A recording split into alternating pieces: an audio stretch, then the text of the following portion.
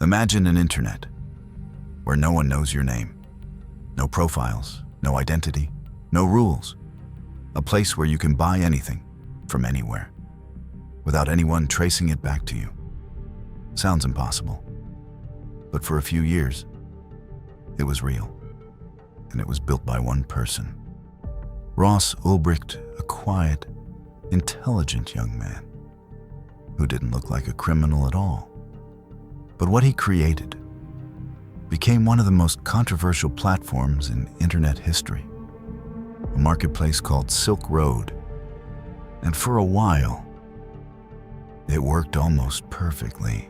Ross Ulbricht wasn't a hacker stereotype. He studied physics. He was interested in economics. But more than anything, he believed in one idea: freedom. The idea that people should be able to make their own choices without interference. And that idea slowly evolved into something bigger. He started asking a dangerous question. What if you could build a marketplace that no government could control? No regulations, no restrictions, no identity. At first, it was just a concept.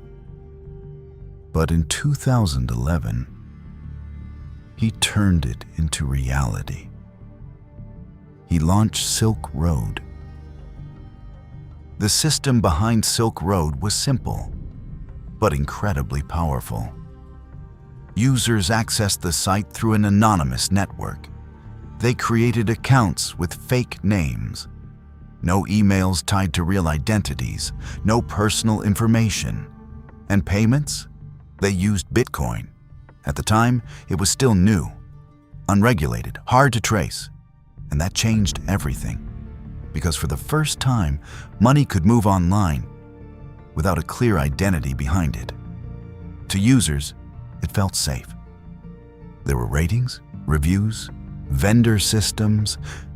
It looked like a normal online marketplace. But behind that interface was something completely different. At first, the platform was small, almost invisible. But then, it started growing. More users, more listings, more transactions. Word spread quickly, and within months, Silk Road exploded in size. Thousands of users logged in every day. And with every transaction, Ross Ulbricht took a small commission, just a few percent. But when thousands of transactions happen daily, that small percentage becomes something massive. Over time, the numbers became staggering. According to investigators, over $1 billion flowed through the platform. And from commissions alone, Ulbricht earned tens of millions. Some estimates suggest over $80 million. All of it built from no office, no company, no public identity, just a laptop and a system. And that's when things started to change. At first, almost no one noticed.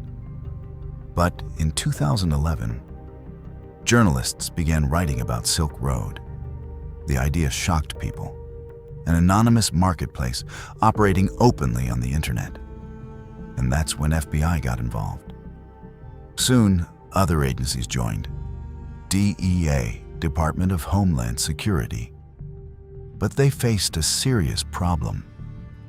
This wasn't a normal investigation. There were no clear identities, no bank accounts, no direct connections. Everything was hidden behind layers of anonymity. Breaking the system. So they tried a different approach. They tracked real-world activity, packages, deliveries, shipping routes.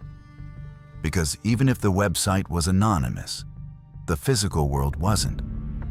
They intercepted shipments, followed buyers, tracked sellers. But it only led to small players, not the person running everything. A new strategy. So investigators changed focus. They stopped chasing the system and started looking for mistakes. Old forum posts, technical discussions, early mentions of Silk Road. And then they found something.